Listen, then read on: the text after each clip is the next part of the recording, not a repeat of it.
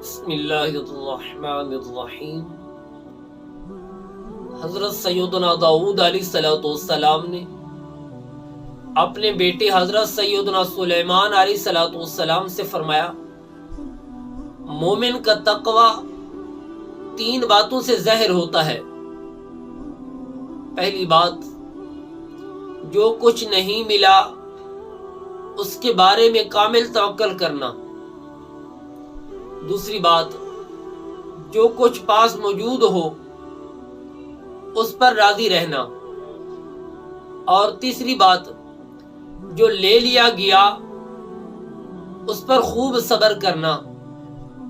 دعا ہے اللہ تعالی ہمیں حضرت سیدنا سلیمان علیہ السلام کی سیرت مبارکہ کے مطابق زندگی گزارنے کی توفیق عطا فرمائے۔